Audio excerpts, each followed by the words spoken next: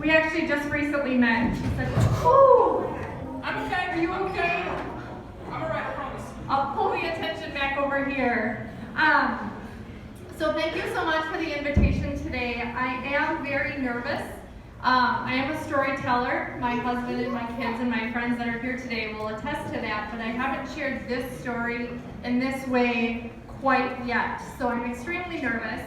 And I wanted to, this morning as I was thinking, well, first of all, I didn't want to cry because just a day or two ago, Tanya said that the news would be here, and I thought, I don't have any hair, so the only thing I have going for me right now is my makeup, and if I cry all that off and then I'm on the news, that's just terrible.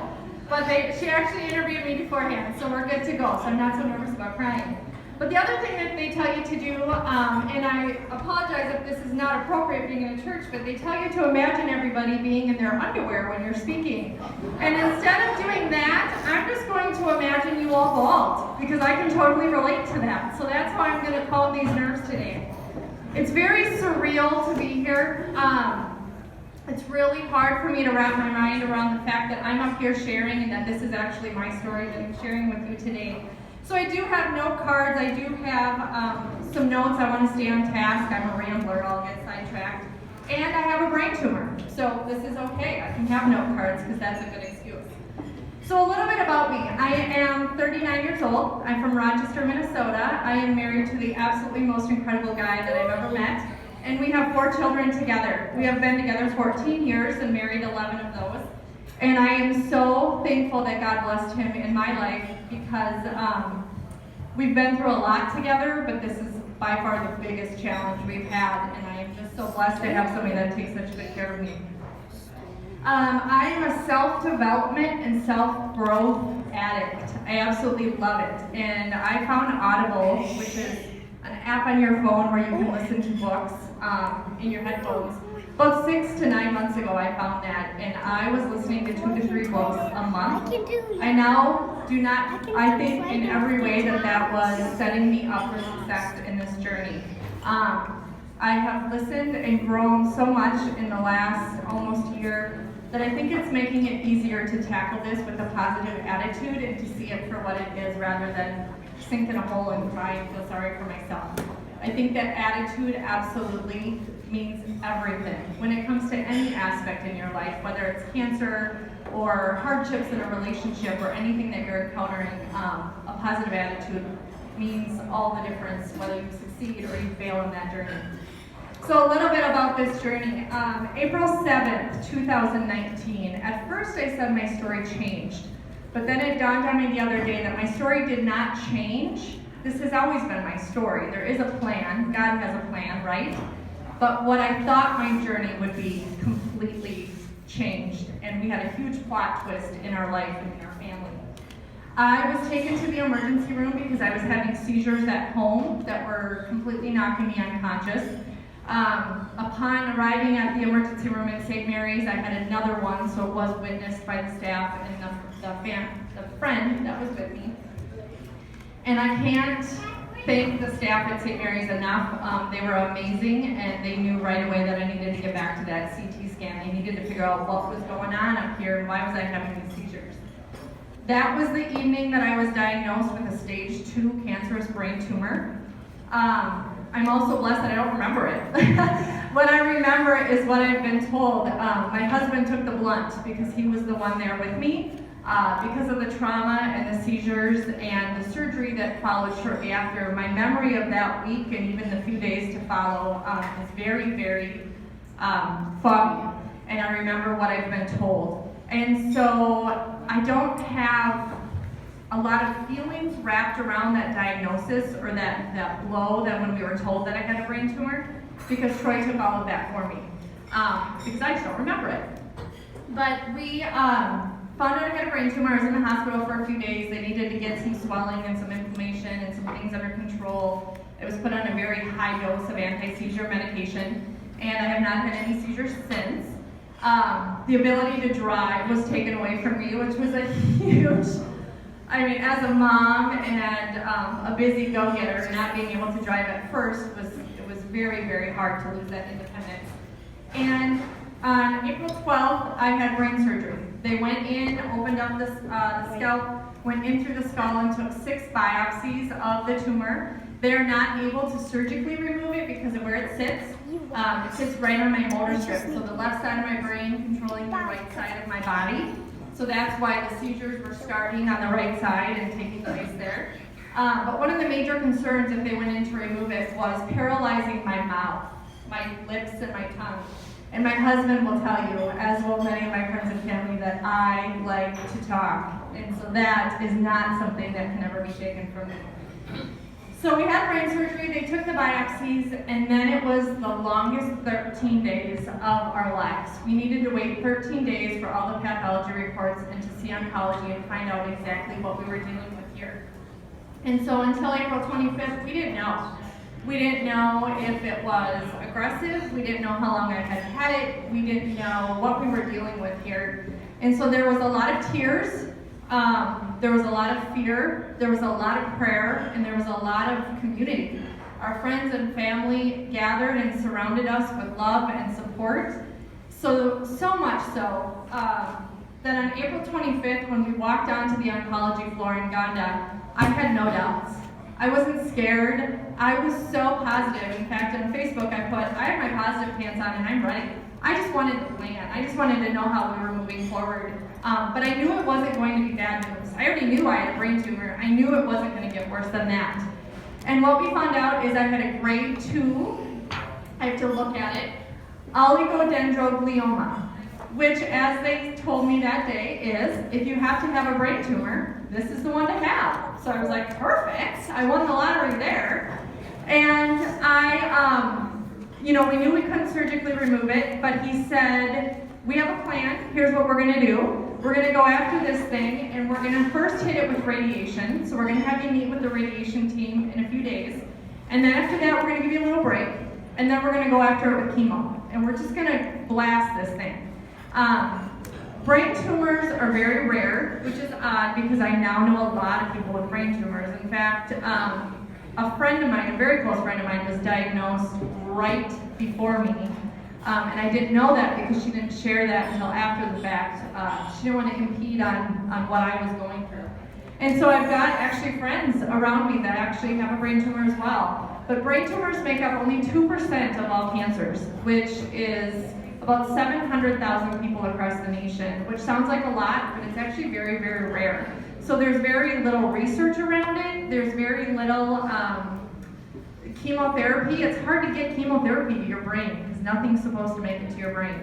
And so we learned a lot in that appointment, but I walked out of oncology feeling excited, feeling happy, and feeling like, we've got this. We've totally got this. I have no fear from here on out.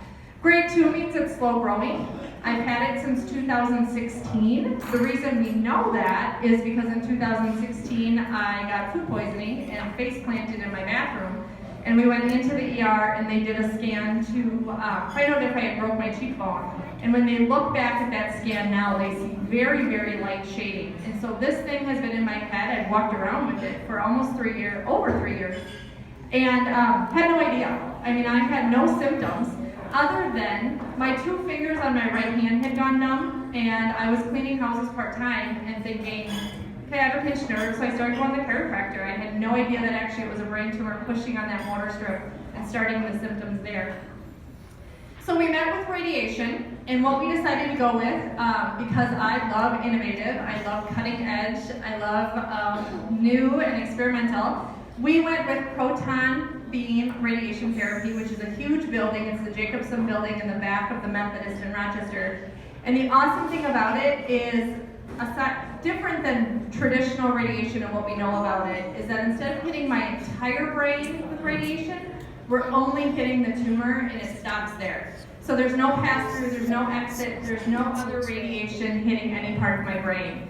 Being young and having a full life ahead of me and little kids to raise, that was really important to me because memory and cognitive function and all of those things long-term are super duper important.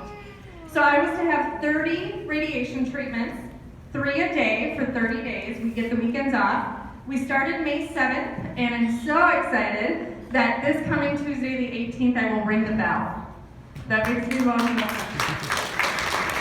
I will have my last radiation treatment.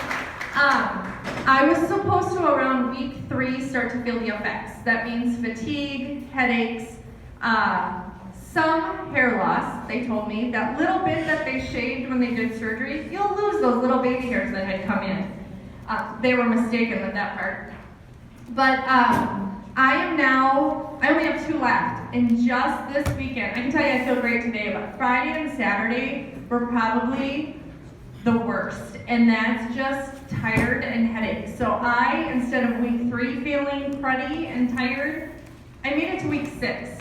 And I truly attest that to being positive, knowing that this is a healing thing, not something that was bringing me down, and knowing that I've got this. And so I was super excited about that part. And so I'll get a month off after Tuesday. We're gonna go on a family vacation. We should actually be on vacation today. But we, some friends of ours have given us their cabin up north in the middle of July. And so we'll go have fun. I get to enjoy July, hanging out with my family and friends and feeling good. And then we'll come back and we'll bring up the big guns and I'll have 9 to 12 months of chemo. We don't know yet the quite whole plan with that. July 2nd, we meet with the brain tumor team. There's always teams. And we'll come up with the plan as far as chemo. So a little bit about going after this thing and attitude and why I feel personally I'm doing so well when others maybe get the same diagnosis and don't quite feel as good or make it through as good or still do what they do every day. The first thing is I never, ever said why me. I haven't to this day said why me, because truly, why not me? We all walk around eating the same things, exposed to the same things. I feel like if you ate perfect every single day, you still walk outside and breathe the air that we breathe. Our world is just not what it used to be as far as air being clean and our foods being clean and all of that. And I truly lived a pretty healthy life. I mean, I wasn't one extreme or the other. And so why not me? It truly can hit any one of us at any age, at any time. As we sit in the Jacobson building, I'm 39 years old and I feel really young, but there are infants, 4-year-olds, 9-year-olds, 16-year-olds that walk in with no hair, in a wagon or in a wheelchair because they're battling cancer as well, and that's just not fair. And so why not any of us, really? Cancer did not seal my fate. That was done the day I was born. We all know that. We all know that our time here on earth is limited. We all know that when we're born, there's a big, there's a plan, right? And then we have always heard it's the dash. It's that dash in the middle that counts. And so we look around and we see tragedies every single day. Finding out I had cancer did not seal my fate and make me realize that someday will be my day to leave this earth. However, it did. It made an impact. It woke me up. It did a lot of positive things for me. Here's a few of the things that cancer has given me. It woke me up. It woke me up to what's important. It made me look around each and every day at how beautiful my life is. It made me more grateful. I've always lived a pretty gracious life. I'm pretty grateful for everything we've been given, even amongst the hard things, but it made me even more so. It has shown me how much love and support myself and my family has. For 3 weeks, every single day, somebody showed up with a meal for our family. To the point where I had to ask them to slow down a little bit because we couldn't fit any more in our refrigerator, and we're really good at eating leftovers. But somebody showed up. Tanya was one of them, and we had never met before. Somebody showed up each and every day with a meal for my family. It's brought me closer to some pretty amazing people, some of which are in this room today. It started new friendships. People I had never met before showed up at my house or sent me a message or came and did my laundry, and we had never met face to face before, and now I feel like they've been in my life forever. It helped me let go of the little things. There are so many things in life that we focus on or we get upset about or we worry about or we complain about, when really in the grand scheme of things, if 5 years from now it's not going to matter, don't waste more than 5 minutes on it. Let it go. Because let me tell you, when you find out that every moment, every day matters, those little things just don't matter anymore. It has shown me real joy. It has brought me crazy, awesome conversations with both my husband and my children. The things that we talk about have changed. They're more important, they're deeper, they're better, they're awesome. It's opened up my heart and my mind to new things, and it's absolutely brought me closer to God. It has brought prayer into my life each and every day. It has made me witness and feel things that other people have talked about before that I never truly understood. And it's just truly made an impact in my life. And so what I wanted to do with that is I wanted to make an impact in others' lives. And so like I said, in that 13 days I prayed, okay God, if this is the path I'm going to walk, if cancer is part of my story, let it have reason. I want there to be a reason that I walk this journey, and I promise I will walk it with grace as long as there's a reason and there's an impact at the end. Shortly after, Tanya reached out and sent me a Facebook message and said, hey, in June and August, we have an event. We'd like you to speak. And I was like, oh, wait a minute. We don't even know what's going to happen. I don't know what radiation is going to be. I don't know what chemo is going to do to me. I can't promise to go speak in front of a group when I don't know how I'm going to feel. And so I said, give me a little bit of time. Give me a few days, please. And she said, absolutely. Take a few days, give it some thought, let me know what you think. A couple days later, it hit me. I think I was cleaning my house, and I thought, I prayed for this. I prayed to have an impact. I prayed to share my story. And she just offered it to me, and I said, let me think about it. And I wrote her back and said, absolutely, I will speak. I don't know what I'll show up looking like. I don't know what I'll show up feeling like, but if I show up for a half hour, do my thing, and go home, that's great. And I have been so blessed in that I've been nervous, but super excited that what I prayed for showed up so early on. And I hope to speak many more times, hopefully a little more smoothly and with less parts. But this is what I want to do. I want to share and I want to impact if at all possible. So the one thing that I think is really important is nobody, if you're ever impacted with anything, whether it be cancer or whatever diagnosis or hardship in your life, nobody gets to tell you what should be hard and what should be easy. Nobody gets to tell you that what you're dealing with or struggling with shouldn't be something you're struggling with. For me, knowing that I was going to lose this tiny patch of hair was no big deal. What's hair when you're curing brain cancer? And what I found out was it was actually much harder and much more than I thought. I'll never forget, and I don't know that I ever will, the first night, I think we were about week 3, my husband and I, kids had gone to bed, my husband and I were sitting on the couch. I had long hair, thick hair. And what I didn't realize is the long, thick hair was actually made hair loss worse. But I went like this to kind of pull through my hair, and I got a huge handful. And I thought, oh, that's kind of weird. So I set it aside so I could throw it away, and I did it again, and I got another huge handful of hair. And I looked at my husband and I said, Troy, I think I'm losing my hair. And I got up and I went to the bathroom, and it just kept falling. It was like I couldn't stop. I was obsessing. I just kept pulling and pulling. And Troy looked at me and he said, well, we knew this was going to happen. We knew this was coming. It's okay. And I sobbed for a few minutes because it was my hair. And then I got this moment of and I looked at him. My husband hates my hair on everything. It's on everything. It's on his pillow. He says every day he pulls a piece out of his clothing when he goes to work. And I thought, oh, this could be really fun. And so I looked at him and I said, my hair is going to be everywhere. And he looked at me and he goes, honey, what I need you to do now is I need you to get a brush, and I need you to brush and brush and brush until it stops falling out. And I was like, oh no, I'm gonna snuggle with your pillow. And this is gonna be so much fun. And it continued to fall out in great amounts. I mean, it was everywhere. I couldn't cook food without putting something on because it was everywhere. And so I did make the decision to chop it off. So I cut it super duper short, and so hair loss wasn't quite, now what I lost was just super short hairs instead of long hairs. And so I do have hair in the front. I have a nice little strip in the front, but this entire top and back is bald. And so I have a whole new respect for men as well that lose their hair when they get older, because it is super stressful, and it's your hair. It's part of who you are. And so I have a wig. I purchased a wig because it's important to me. It's important to me sometimes to feel pretty, and I don't feel so pretty very much anymore. And I brought it home just the other day, and I put it on, And my husband was like, wow, it looks just like my hair. I didn't go purple, I didn't go red, I didn't go long, it looks just like my hair.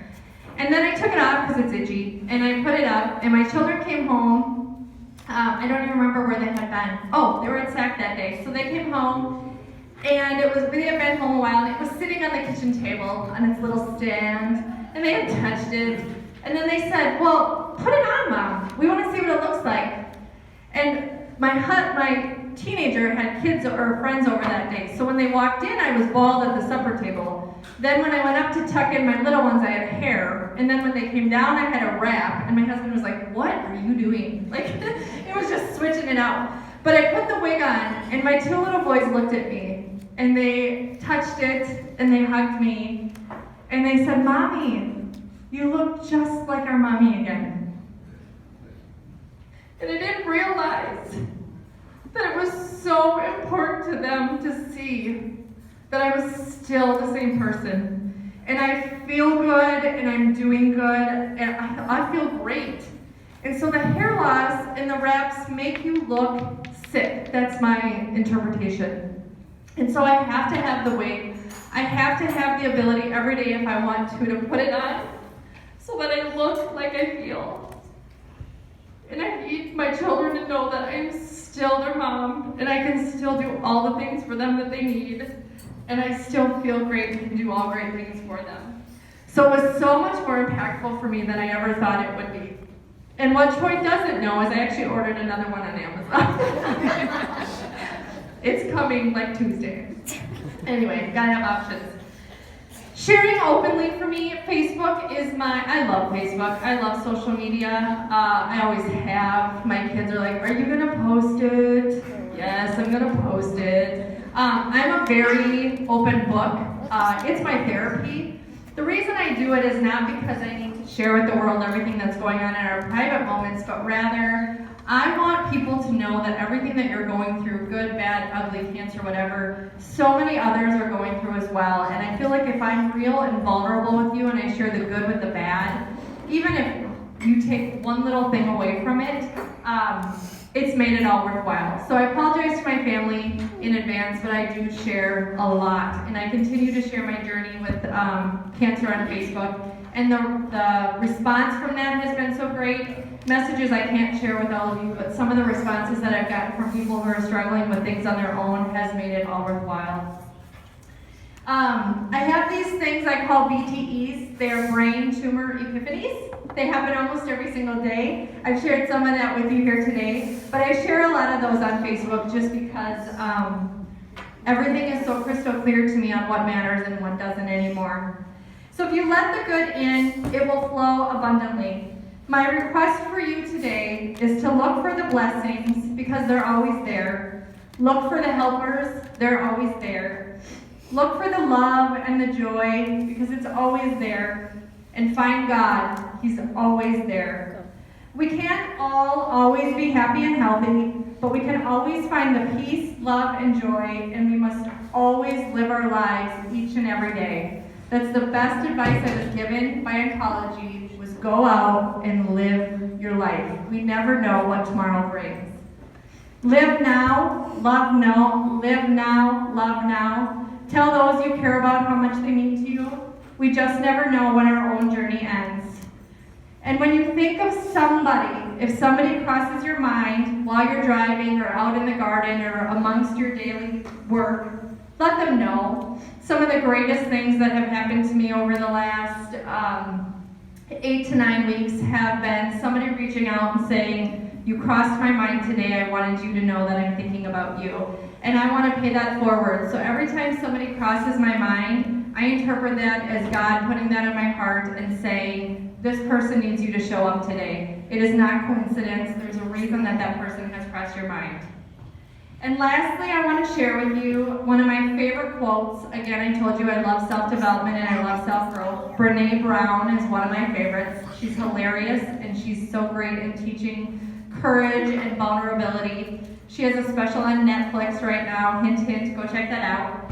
But she says, if you own this story, you get to write the ending. You are in charge. This is your life.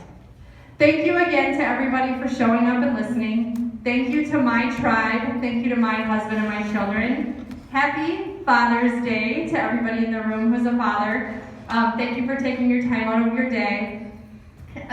There's just something incredible about the dads and the fathers and the grandfathers that carry a really heavy burden, especially when their wife or their daughter or their mom is dealing with something heavy, because we as moms are usually the caregivers, but sometimes dads have to take over that in a really large way. So happy Father's Day. Enjoy the rest of your Sunday. Thank you so much.